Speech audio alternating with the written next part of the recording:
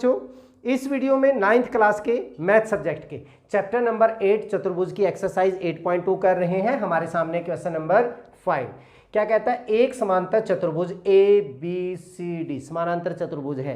A B किसके बराबर होगी, सी डी के, और समांतर भी होगी। बी सी किसके इक्वल होगी, ए डी के, और उसके पैरेलल भी होगी, समांतर भी होगी।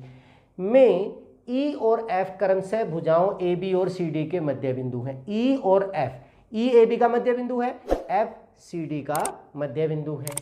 आकृति में देखिए, दर्शाइए कि रेखाखंड ए एफ और ई सी विकर्ण बी डी को, ये हमारा विकर्ण है, बी डी को समत्रिभाजित, समत्रिभाजित का मतलब सम मैंने समान, त्रि मैंने तीन, और भागों में विभाजित करता है। ये हमने दिखाना है। देखिए सॉल्यूशन बहुत ही आसान है।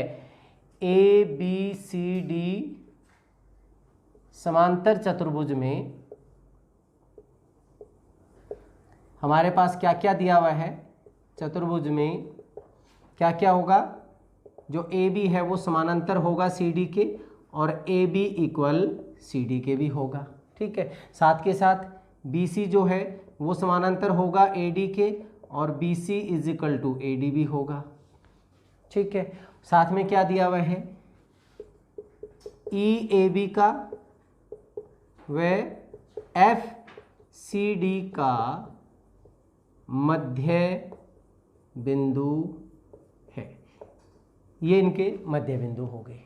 अब ध्यान दीजिए, यहाँ पे हमारे पास ये इसके समानांतर है, सी डी पैरेलल है ए बी के, तो इसका मतलब ए ई बी हमारे पास क्या होगा, एफ सी के समानांतर होगा। ए बी समानांतर है सी डी, इसका मतलब मैं इसका ये पार्ट ले रहा हूँ, ए ई किसके समानांतर होगा, एफ सी के, तो ए ई समानांतर है एफ सी। और ध्यान दें, ए बी जो है वो सी डी के इक्वल भी है, लेकिन ई इसका मिड पॉइंट है, एफ इसका मिड पॉइंट है, तो ये दोनों भी क्या होंगे, हाफ हाफ हो गए, ये भी तो क्या होंगे, हमारे इक्वल होंगे। हमारे पास ए बी क्या है, सी डी के इक्वल है, इसका मतलब half of A B is equal to half of C D, उनका आधा भी क्या होगा, इक्वल। हाफ ए बी का क्या मतलब ए ई, और यहां से मैं ले लूं F C, A E is equal to F C. अब एक चतुर्भुज ए ई सी एफ में ध्यान दीजिए, ए ई सी एफ में एक अपोजिट पेयर जो है वो इक्वल भी हो गया और पैरेलल भी हो गया, समानांतर भी हो गया और समान भी हो गया। तो थ्योरम 8.8 की वजह से ये हमारे पास एक समानांतर चतुर्भुज बन जाएगी। सो चतुर्भुज ए ई सी एफ एक समांतर चतुर्भुज है, और अगर ये समानांतर चतुर्भुज है तो इसका मतलब हमारे पास ए एफ ई सी के क्या हो जाएगा, अतः ए एफ पैरेलल होगा, ए एफ पैरेलल होगा ई सी के। ठीक है, यहां तक आ गया समझ में। अब हम दो त्रिभुज ले रहे हैं, एक तो मैंने ले ली त्रिभुज डी क्यू सी में, त्रिभुज डी क्यू सी में क्या बनेगा, ये इसके समानांतर है। क्यों है, क्योंकि अगर ए एफ ई सी के समांतर होगा तो एफ बी तो क्या होगा, क्यू सी के समानांतर होगा, और एफ क्या है, डी सी का मिड पॉइंट। त्रिभुज डी क्यू सी में एफ सी डी का मध्य बिंदु है, मध्य बिंदु है, वह पी एफ समानांतर है क्यू सी के, पी एफ समानांतर है क्यू सी के। हमारे पास एक थ्योरम थी, अभी हमने पिछले वीडियोज में किया था, कि अगर किसी त्रिभुज की एक भुजा के मध्य बिंदु से दूसरी भुजा के समानांतर रेखा खींची जाए तो तीसरी भुजा को भी वो क्या करती है, मध्य बिंदु पर प्रतिच्छेद करती है। मध्य बिंदु प्रमेय के विलोम से,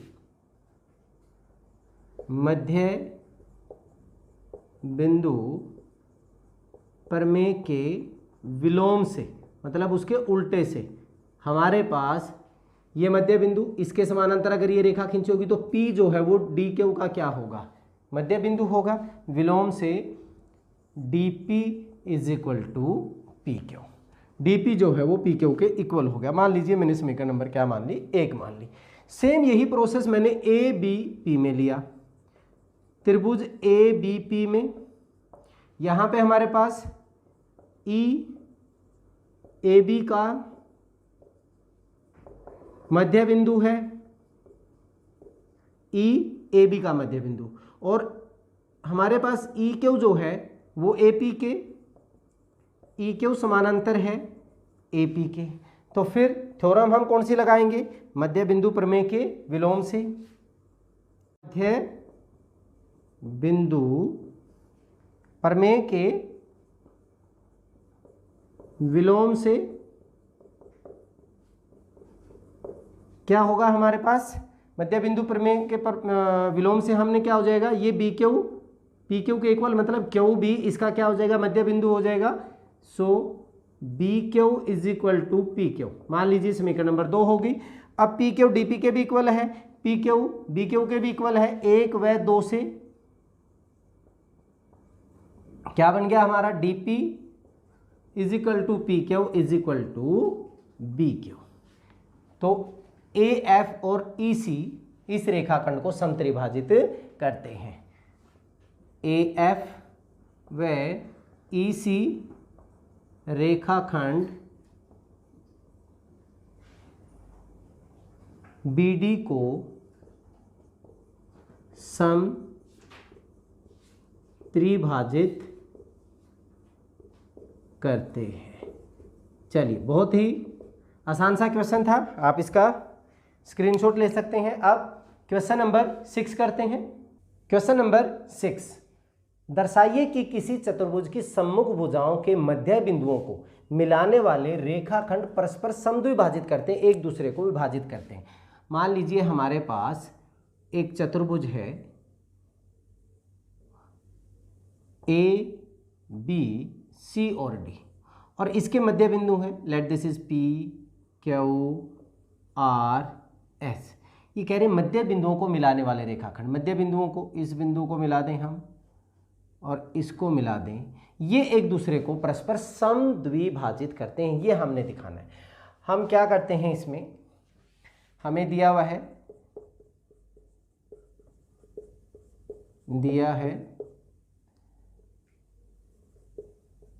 ए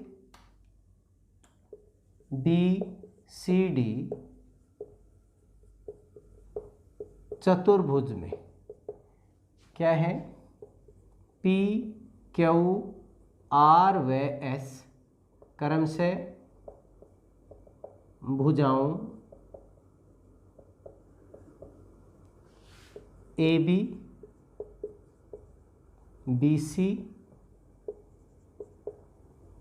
सी डी डी ए के मध्य बिंदु हैं।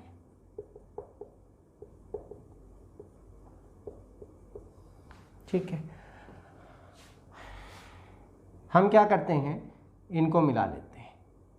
Let this is S P को हमने मिला लिया, पी क्यू को मिला लिया, आर क्यू को मिला लिया, एस आर को मिला लिया। अगर मैंने पी क्यू आर एस एक समानांतर चतुर्भुज दिखा दी, तो समांतर चतुर्भुज के जो डायगोनल होते हैं, विकर्ण होते हैं, परस्पर एक दूसरे को समद्विभाजित ही करते हैं। तो हमारा मेन एम क्या है कि हम पी क्यू आर एस को एक समांतर चतुर्भुज दिखा दें, ए सी को और हम ज्वाइन कर लें। जो ए सी है हमारा क्या है, डायगोनल है। ठीक है, अब आप देखिए, मैं त्रिभुज ले रहा हूं, त्रिभुज ए डी सी में ज्वाइन कर लिया हमने किसको, P Q Q R S S P को मिलाया। अब मैं त्रिभुज ले रहा हूं ए डी सी, त्रिभुज ए डी सी में ध्यान दें, एस ए डी का आर सी डी का मध्य बिंदु है, एस व आर क्रमशः ए डी व सी डी के मध्य बिंदु हैं, और इनको मिलाने वाली रेखा मध्य बिंदु प्रमेय से ये वाली जो रेखा है ये इसके समानांतर भी होगी एसी के, और उसका आधा भी होगा। सो एस आर पैरेलल होगा AC के तथा एस आर इक्वल होगा हाफ ऑफ AC के। कारण क्या? मध्य बिंदु प्रमेय। ठीक है, समीकरण नंबर 1 मान लिया हमने। इसी तरह मैं ले रहा हूं ABC में, त्रिभुज ABC में, वहां पे भी हमारे पास P व Q क्रमशः AB व BC के मध्य बिंदु हैं।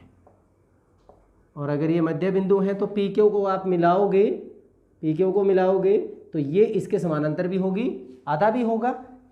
इसलिए PQ समानांतर है AC और PQ हाफ ऑफ AC। कारण मध्य बिंदु प्रमेय। ये हमारे पास समीकरण नंबर कौन सी हो गई? 2 हो गई। 1 और 2 से जो AC है SR के समानांतर है AC, PQ के भी समानांतर है, तो आपस में भी ये क्या हो जाएंगी? समानांतर होंगी। और साथ के साथ ये इसका हाफ, ये इसका हाफ, तो ये दोनों भी आपस में क्या हो जाएंगी? इक्वल हो जाएंगी। 1 व 2 से क्या बनेगा? PQ समानांतर है RS के व PQ is equal to RS। PQ is equal to RS के हो गया।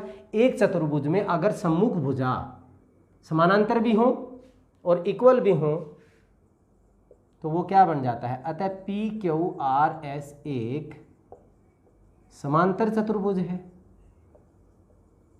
समानांतर चतुर्भुज है। और समानांतर चतुर्भुज के ये हमारे पास क्या है? विकर्ण।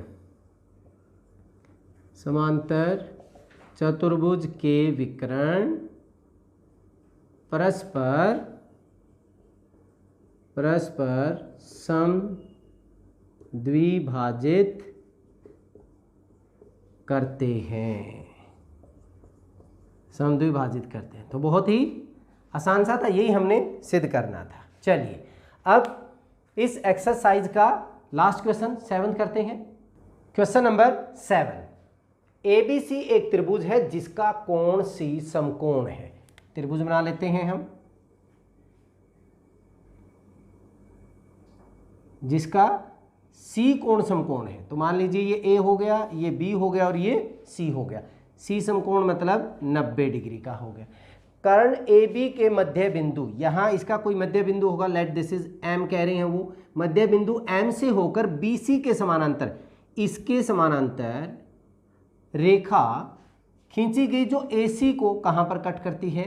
D पर प्रतिच्छेद करती है। दर्शाइए कि, अब इसमें हमने ये 3 पार्ट दिखाने। D भुजा AC का मध्य बिंदु, बहुत ही आसान है, विलोम से हो गया हमारे पास। ये तो हमें सॉल्यूशन में दिया क्या है?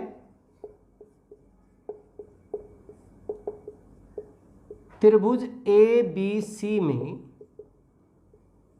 कोण C बराबर है 90 डिग्री और MAB का मध्य बिंदु है, तो इसका मतलब AM बराबर है BM। AM is equal to BM, M इनका मध्य बिंदु है। अब